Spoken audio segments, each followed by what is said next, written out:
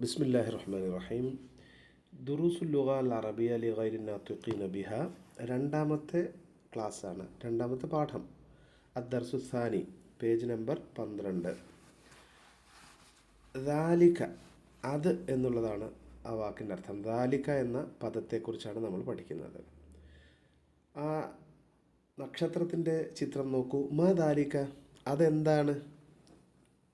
ദാലിക നജ്മുൻ, അതൊരു നക്ഷത്രമാണ്.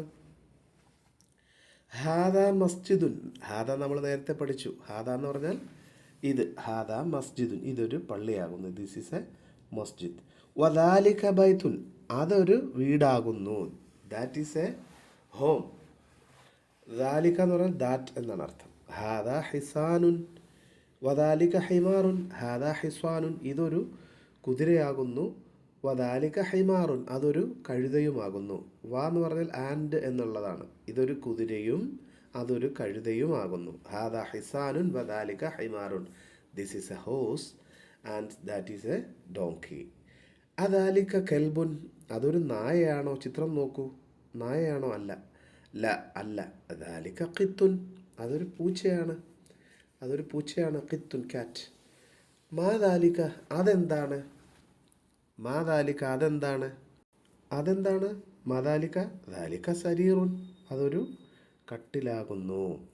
അപ്പോൾ അത്രയുമാണ്. ഹാദ എന്നാൽ ഇത്, ദാലിക എന്നാൽ അത്. ഇനി നമുക്ക് അടുത്ത പേജിലേക്ക് പോകാം.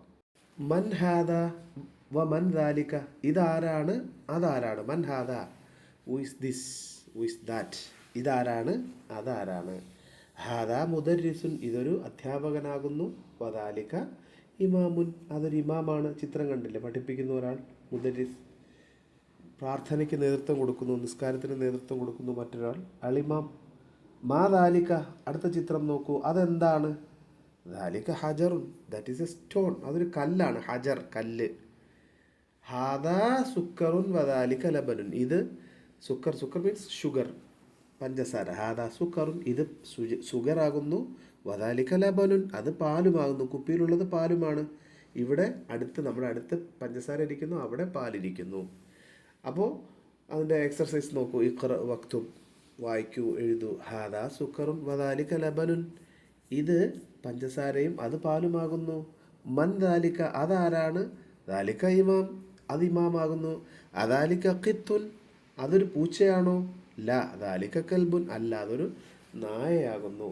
മാ ഹാദ, ഇതെന്താണ്? ഹാദ ഹജറുൻ, ഇതൊരു കല്ലാകുന്നു.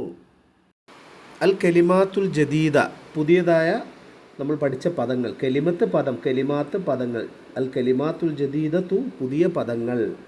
ഇമാമുൻ, ഹജറുൻ, സുക്കറുൻ, ലബനുൻ.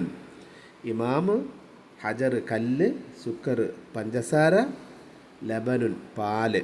ഇതൊക്കെയാണ് ആ വാക്കുകളുടെ അർത്ഥം.